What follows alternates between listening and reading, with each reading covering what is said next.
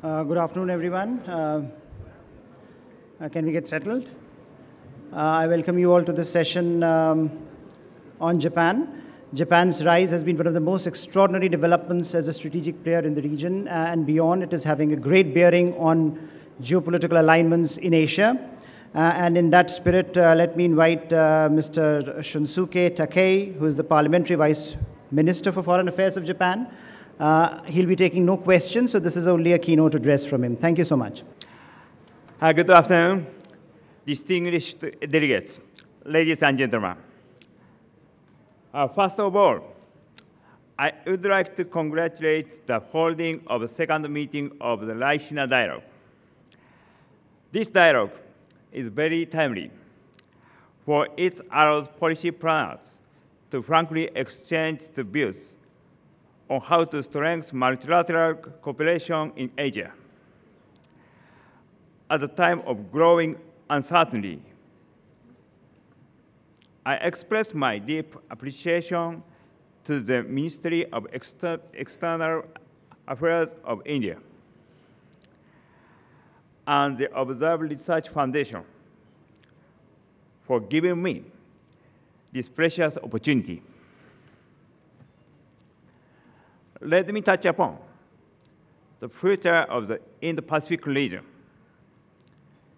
Many project the Indo-Pacific region will become the center for global growth in the 21st century. By 2015, ASEAN, India, the Middle East, and Africa will become home to 50% of the entire world population. India alone is expected to account for 50% of the global GDP by 2050, becoming the third largest economy. The Indo-Pacific is set to become the ocean of the world trade. However, unless the Indo-Pacific becomes a region of open and stable seas, regional prosperity and peace and stability of international community will not be realized.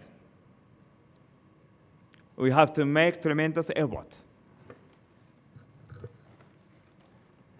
Last August, the 6th Tokyo International Conference on African Development, or TICAD-6, was held in Kenya. At the meeting, Prime Minister Abe announced the free and open Indo-Pacific strategy as Japan's new diplomatic strategy. The message is the following: the key stability and prosperity of the international community in the dynamic created by the synergy between the two continents, rapidly growing Asia and Africa, with latent potential, and two free and open seas, the Pacific and the Indian Oceans. By regarding these continents and seas as an integrated region, Japan will open up new horizons of Japanese diplomacy.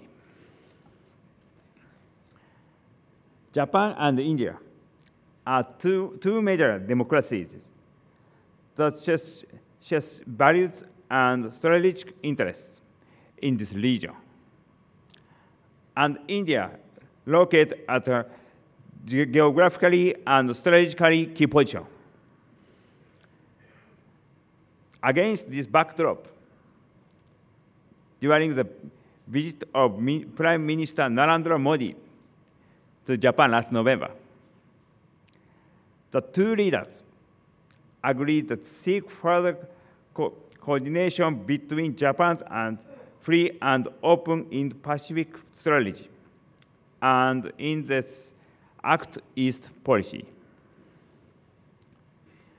Japan is committed to work together with India to realize the common goal of ensuring open and stable seas and the prosperity and stability of the Indo-Pacific region.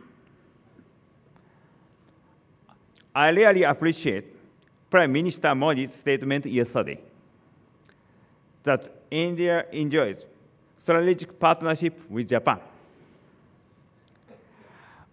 But on the other hand, we need to look at the reality in the region. There are mounting challenges that affect the international community, such as terrorism and violent extremism, and threat to maritime security. We must address these challenges together. In this context, I would like to emphasize the paramount importance of diversity and tolerance. Japan has consistently upheld the universal values of freedom, democracy, and human rights. India is all the same. India's great mind, Swami Vivekananda once said, quote, India has always had this magnificent idea of religious freedom.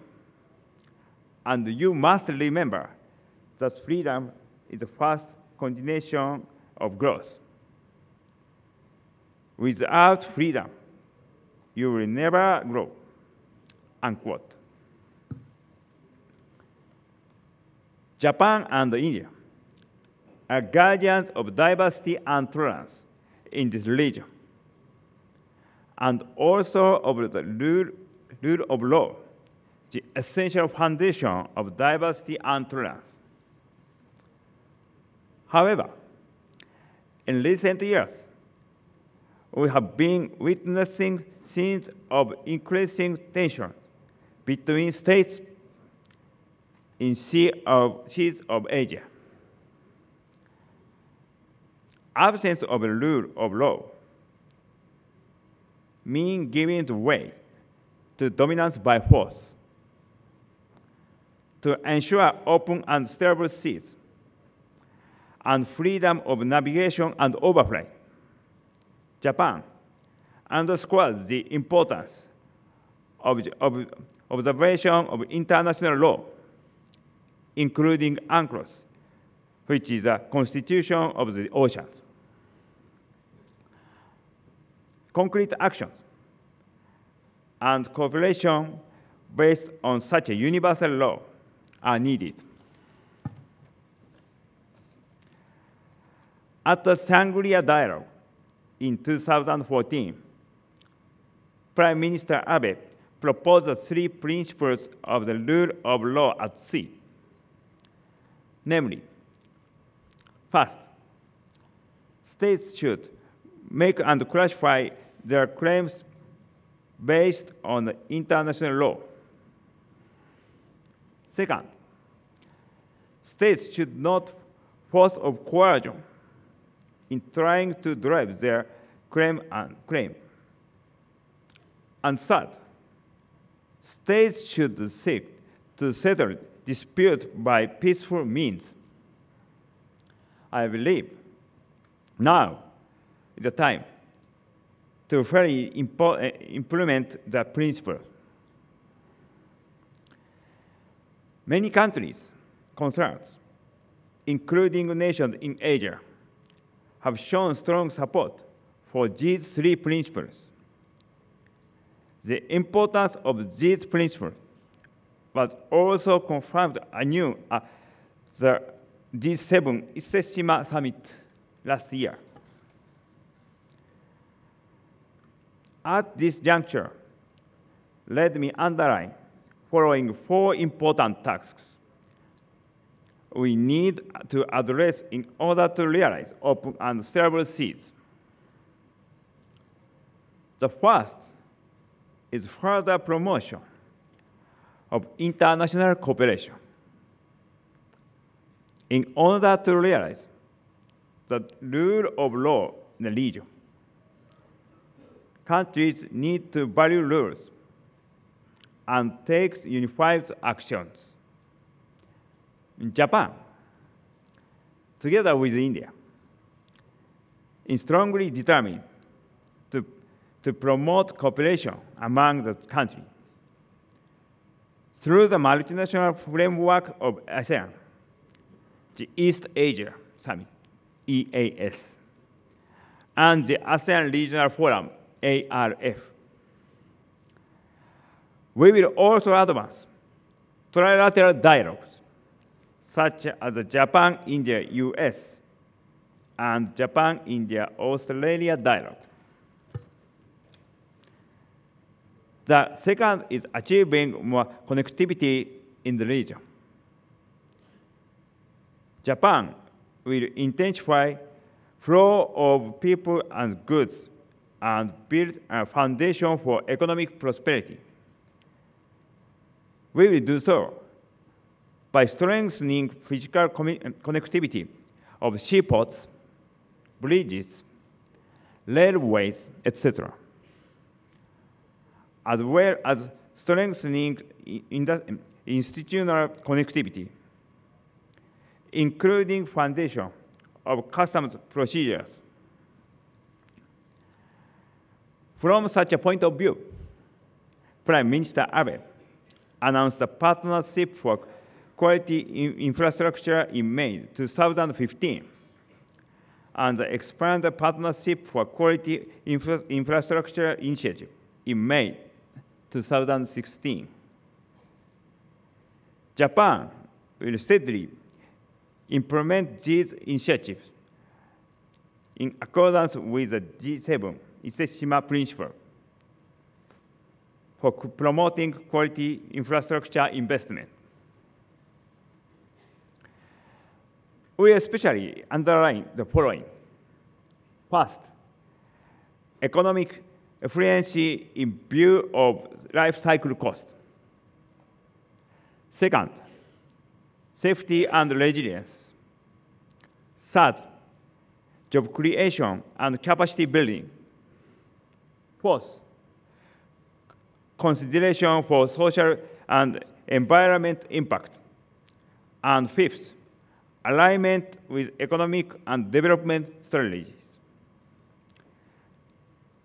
Japan will assist the creation of an era in which countries surrounding the Indian Ocean, India, Bangladesh, Sri Lanka, ASEAN countries, and furthermore, the Middle East and African countries are connected by quality value chains.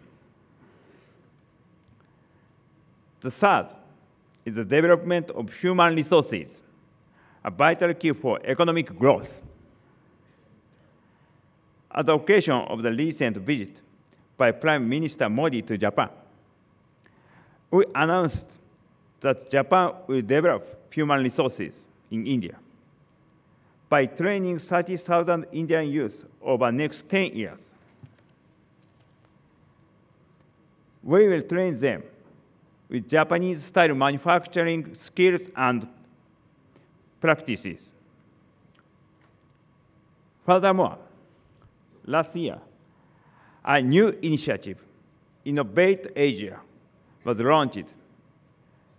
We aim to develop highly skilled professionals from Asian countries, including from India, in Japan.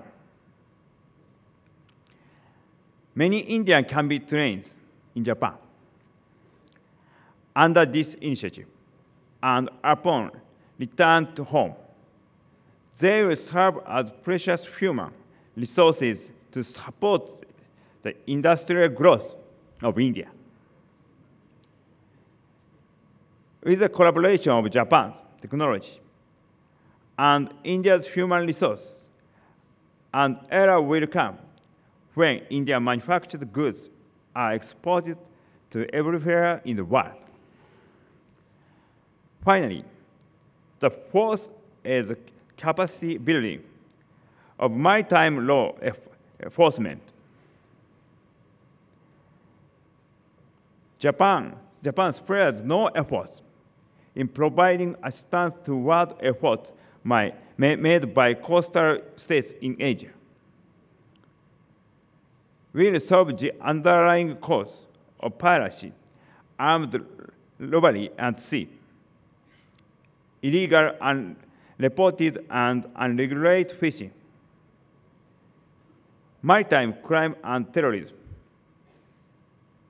To this end, Japan will combine various options within its assistance menu, including ODA, defense equipment and technology and cooperation, and capacity building assistance. Japan and India share the same view and take hands to promote capacity building in the region. Ladies and gentlemen, I would like to conclude my remarks by stressing the following. Respecting a world in which the rule of law prevails, to maintain our seas and skies as mankind's public property, is the only way to serve the interest of all people. Under this principle, Japan shall make the utmost of effort to cooperate with all the countries concerned. Thank you very much.